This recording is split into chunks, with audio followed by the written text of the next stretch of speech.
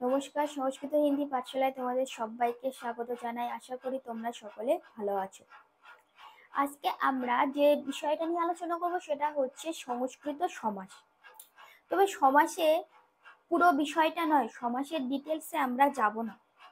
সমাসের মধ্যে সব থেকে যে বিষয়টা আমাদের গুলিয়ে যায়, যে বিষয়টা নিয়ে আমাদের কনফিউশন হয়, সেই টপিকটা হচ্ছে কি উপমান কর্মধারা আর উপমিত কর্মধারা। আজকে আমরা জানবো সেই উপমান কর্মধারা এবং উপমিত কর্মধারা চোখ বন্ধ করে কিভাবে চিহ্নিত করা যায়। কারণ আমাদের মধ্যে এরকম কনফিউশন থাকে যে এটা কি উপমিত কর্মধারা নাকি এটা উপমান কর্মধারা। আজকে আমি তোমাদের যে ট্রিকটা দেখাবো সেই ট্রিকের দ্বারা তোমরা বুঝতে পারবে যে এটাই হচ্ছে উপমান কর্মধারা আর এটাই হলো উপমিত কর্মধারা।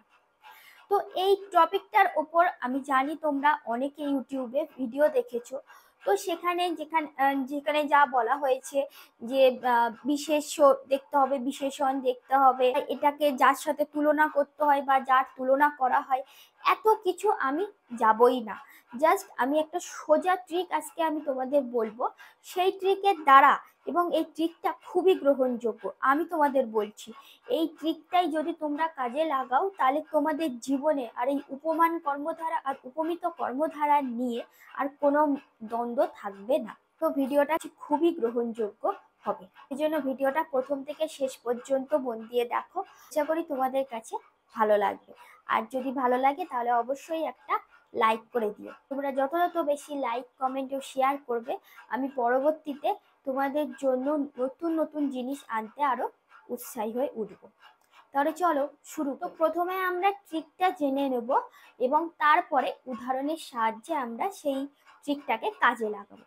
আর একটা কথা, তোমরা তো ইউটিউবে এই উপমান কর্মধারা, উপমিত কর্মধারায় যা দেখেছো সেখানে সব বলা হয়েছে যে সমস্ত পদ কিভাবে থাকলে আমরা চিনব উপমান কর্মধারা কোনটা আর উপমিত কর্মধারা কোনটা। কিন্তু আমি তোমাদের কিন্তু আজকে শুধু সমস্ত পদ নয়, ব্যাস বাক্য সহ তোমাদেরকে জানাবো। কারণ পরীক্ষায় তো হয় সমস্ত পদ দিয়েও দিয়ে দিতে পারে, আবার ব্যাস বাক্য দিয়েও দিয়ে দিতে পারে। তো দুটো পদ্ধতি যদি আমাদের জানা থাকে তাহলে পরীক্ষায় একটা নাম্বারও বাদ যাবে না। তো দেখো, একদিকে আমরা ব্যাস বাক্য আগে জানবো, সেকেন্ড হচ্ছে সমস্ত পদ। এই দুটো ট্রিকই আমরা আজকে জানবো, যে কোনটা হলো উপমান কর্মধারা আর কোনটা হচ্ছে উপমিত কর্মধারা। তো প্রথমে আসি যে ব্যাস বাক্যের ট্রিকটা কি। ব্যাস বাক্যের ট্রিকটা হলো সেটা হচ্ছে ইব এর অবস্থান। ইব ইব এর অবস্থান মানে ইবটা কোথায় থাকবে সেটার উপর নির্ভর করবে। ইব মানে হচ্ছে কি মতো। যেমন ধরো চন্দ্র ইব মুখ, চন্দ্র মুখ, মুখচন্দ্র মানে চাঁদের মতো মুখ, তাহলে ইব কথাটা হচ্ছে মতো। তো সেই ইব এর অবস্থান, ইবটা কখন কোথায় বসবে তার উপরে নির্ভর করবে আমাদের সমাস। যেমন দেখো যে ইব যদি মধ্যে থাকে তাহলে হবে উপমান কর্মধারয়। তাহলে ইব যদি মধ্যে থাকে তাহলে হবে উপমান কর্মধারয়। আর একটা হচ্ছে কি উপমিত, ইব যদি পরে থাকে, পরে মানে হচ্ছে শেষে, শেষে থাকে তাহলে হবে উপমিত কর্মধারয়।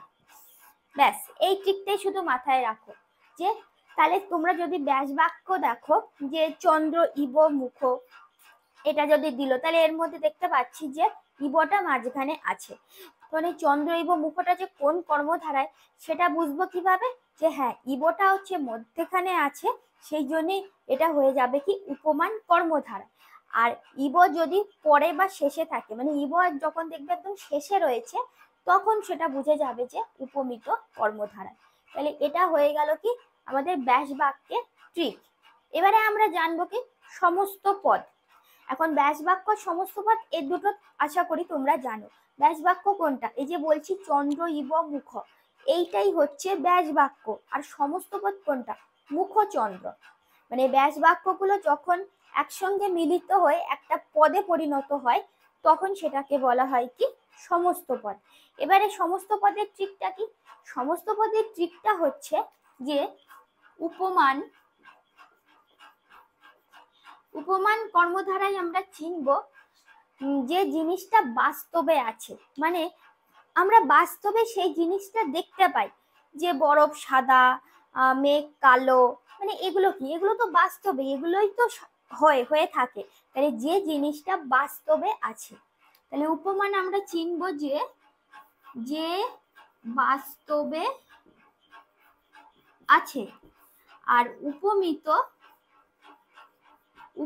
আমরা চিনব কি? যা কল্পনা করা হয়, যা কল্পনা করা হয়।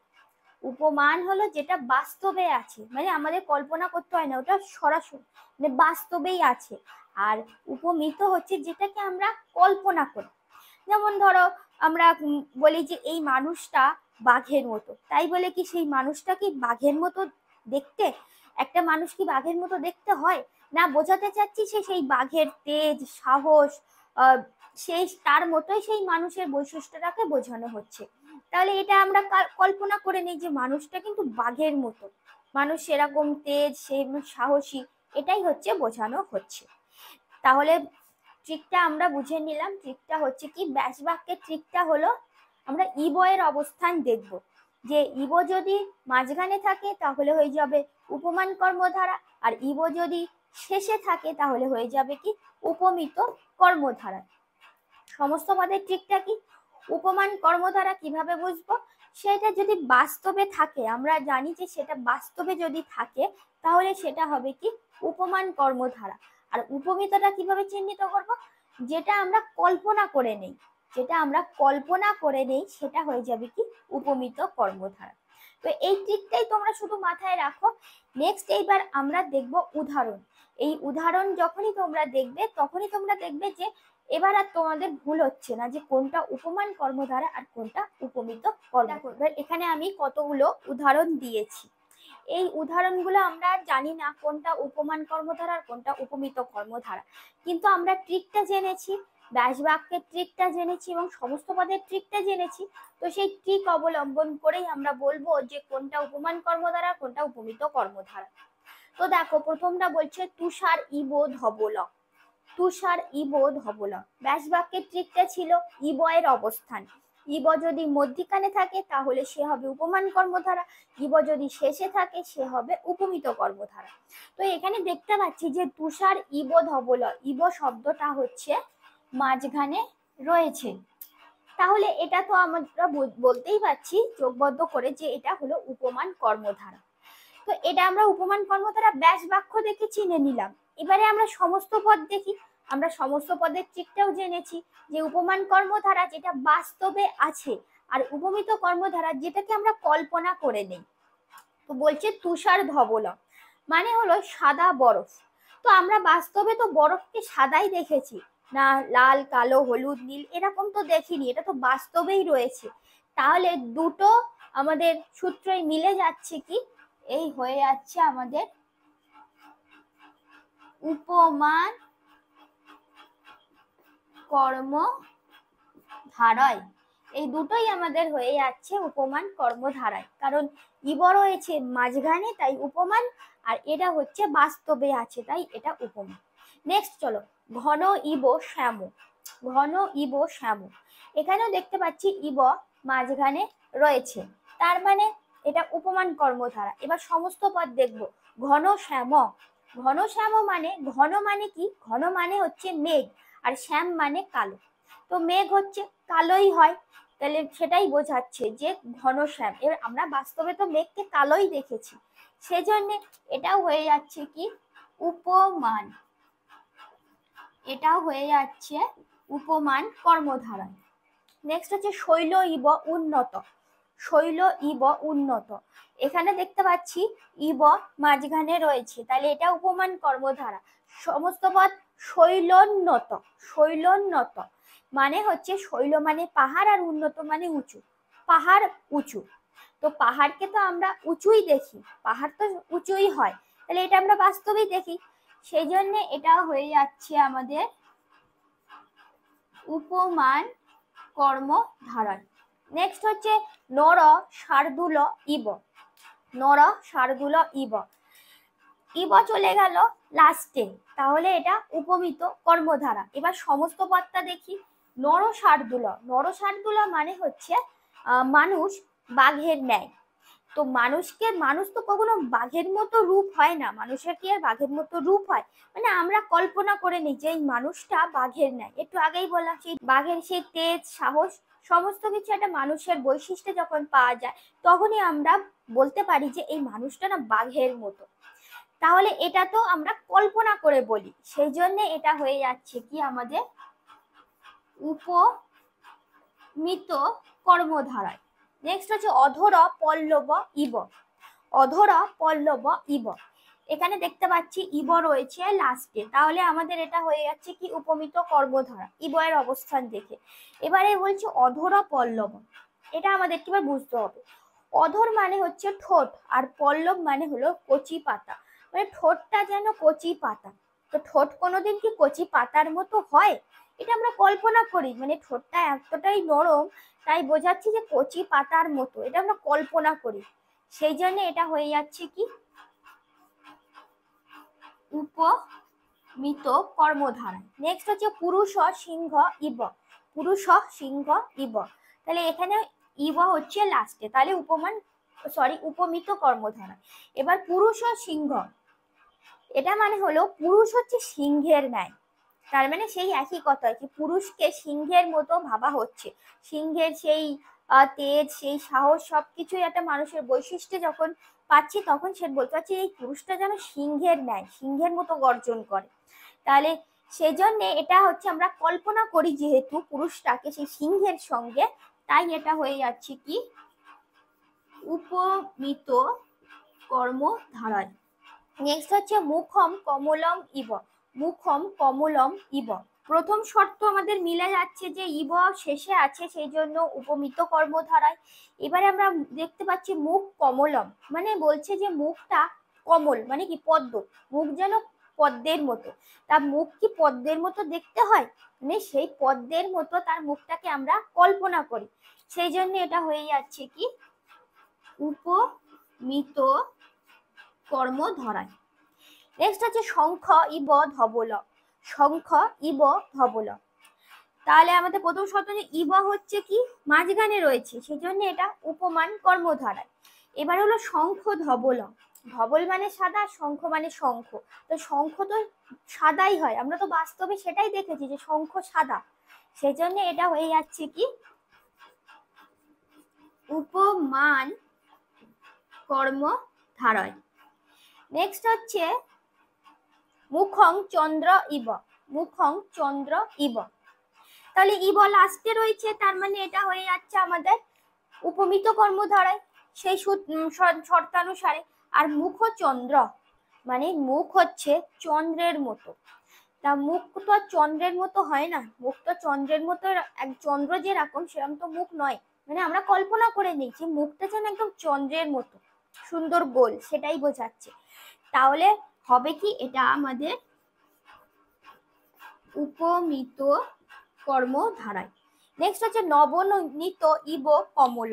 নবনীত ইব কমল, তাহলে ইব আমরা মাঝখানে দেখতে পাচ্ছি, সেই জন্য এটা হয়ে যাচ্ছে আমাদের উপমান কর্মধারায়। এবারে আসছে নবনীত কমল। নবনীত কমলা মানেটা বুঝতে হবে, নবনীত মানে হচ্ছে সদ্য তৈরি করা মাখন, আর কোমল মানে নরম। তো সদ্য তৈরি মাখন তো নরমই হয়, আমরা তো দেখিনি সদ্য তৈরি মাখন একদম শক্ত বরফের মতো হয়, আমরা বাস্তবে দেখেছি সদ্য তৈরি মাখন নরমই হয়, সেই জন্য এটা হয়ে যাচ্ছে কি উপমান কর্মধারায়। নেক্সট হচ্ছে চন্দ্র ইব ধবল। চন্দ্র ইব ধবল, ইব আমাদের মাঝখানে রয়েছে, সেজন্য এটা হয়ে যাবে উপমান কর্মধারায়। এবারে বলছে চন্দ্র ধবল।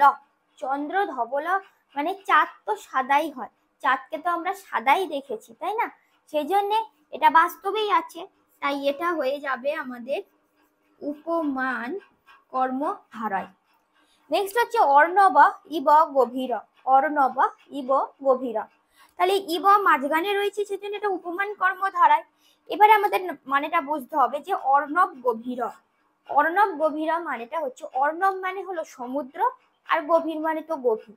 তো সমুদ্র তো গভীরই হয়, সমুদ্র তো অগভীর হয় না, সেই জন্য এটা তো বাস্তবেই আছে সমুদ্র গভীর, তাই এটা হয়ে যাচ্ছে আমাদের উপমান কর্মধারায়। নেক্সট হচ্ছে অনল ইব উজ্জ্বল, অনল ইব উজ্জ্বল।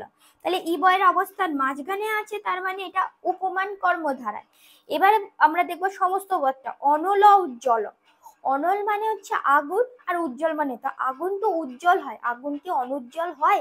আগুন তো সবসময় দাও দাও করে জ্বলে, উজ্জ্বল হয়। তাহলে বাস্তবে আমরা সেটাই দেখেছি যে অনল উজ্জ্বলই হয়, সেই জন্য এটা হয়ে যাচ্ছে কি উপমান কর্মধারায়। নেক্সট হচ্ছে বদনং সুধাকর ইব, বদনং সুধাকর ইব। তাহলে এখানে দেখো ইবটা হচ্ছে লাস্টে আছে, তার মানে এটা হয়ে যাবে কি ইব শেষে আছে মানে উপমিত কর্মধারা, এটা আমাদের ব্যাস বাক্য অনুযায়ী। এবার আমরা সমস্ত পদটা দেখব। বদনং সুধাকর, বদনং সুধাকর বলতে কি, বদন মানে হচ্ছে মুখ, আর সুধাকর মানে হচ্ছে অমৃত, মানে মুখটা যেন অমৃতের মতো। তো মুখ কি কখনো অমৃতের মতো দেখতে লাগে? আমরা এটা কল্পনা করি, তার মুখটা এতটাই মিষ্টি, সেই অমৃতের মতো মিষ্টি, সেটা আমরা কল্পনা করে নিই। তাই এটা হয়ে যাচ্ছে আমাদের উপমিত কর্মধারায়। লাস্ট হচ্ছে হৃদয়ং মন্দিরম ইব, হৃদয়ং মন্দিরম ইব। তাহলে এখানে আমরা ইবটা দেখতে পাচ্ছি শেষে, তার মানে এটা উপমিত কর্মধারা। আর এবারে আমরা সমস্ত পদটা দেখবো। হৃদয় মন্দিরম মানে হচ্ছে, বুঝতেই পারছি যে হৃদয়টাকে মন্দির, মানে তার হৃদয় যেন মন্দিরের মতো। তাই এটা কি কখনো সম্ভব যে হৃদয়টা একটা একটা হৃদয়, মানুষের হৃদয় মন্দিরের মতো? হৃদয়কে আমরা কখনো দেখতে পাই চোখে? আমরা শুধু জাস্ট কল্পনা করে নেই তার হৃদয়টা মন্দিরের মতো, এতটাই সুন্দর। তাই এটা আমরা যেহেতু কল্পনা করছি, সেই জন্য এটা হয়ে যাচ্ছে আমাদের উপমিত কর্মধারায়। তাহলে দেখো, এই এতগুলো উদাহরণ আমি দিয়েছিলাম, এই উদাহরণগুলো কি আমরা জানতাম যে কোনটা উপমান কর্মধারা কোনটা উপমিত কর্মধারা? শুধু ওই ট্রিকটা আমরা কাজে লাগালাম, আর আমরা সমস্ত মানে কত তাড়াতাড়ি আমরা উত্তরগুলো দিয়ে নিলাম, কোনো মাথা গোলালোই না যে এটা উপমান করব না এটা উপমিত করব। এরকম কনফিউশনের মধ্যে পড়লামই না, ঝটঝট করে আমরা দেখলাম আর উত্তর দিয়ে। তো আশা করছি আজকের পরের থেকে তোমাদের মধ্যে আর এই উপমান আর উপমিত কর্মধারায় নিয়ে আর দ্বিধাদ্বন্দ্ব থাকবে না। পরীক্ষায় যদি এই উপমান আর উপমিত কর্মধারার ওপর যেমনই প্রশ্ন আসুক, একটা নাম্বারও আর মিস যাবে না। তো ভিডিওটা যদি ভালো লাগে তাহলে অবশ্যই একটা লাইক করে দিও এবং কমেন্ট করে জানিও কেমন লাগলো। আর যদি তোমাদের কোথাও বুঝতে কোথাও অসুবিধা হয় তাহলে অবশ্যই আমাকে কমেন্ট করে জানাবে। আর তোমরা যারা নতুন এখনো আমার চ্যানেলটিকে সাবস্ক্রাইব করোনি, তারা ঝটপট চ্যানেলটিকে সাবস্ক্রাইব করে পাশে থাকা বেল আইকন প্রেস করে অল নোটিফিকেশন করে দাও, কারণ এই সুন্দর সুন্দর ভিডিও পাওয়ার জন্য অবশ্যই চ্যানেলটিকে সাবস্ক্রাইব করে রাখো। তো পরবর্তীতে আবার একটা নতুন ভিডিও নিয়ে খুব তাড়াতাড়ি তোমাদের সামনে হাজির হব। সবাই ভালো থাকবে, সুস্থ থাকবে এবং সংস্কৃত হিন্দি পাঠশালার সাথে এইভাবে যুক্ত থাকবে। ধন্যবাদ।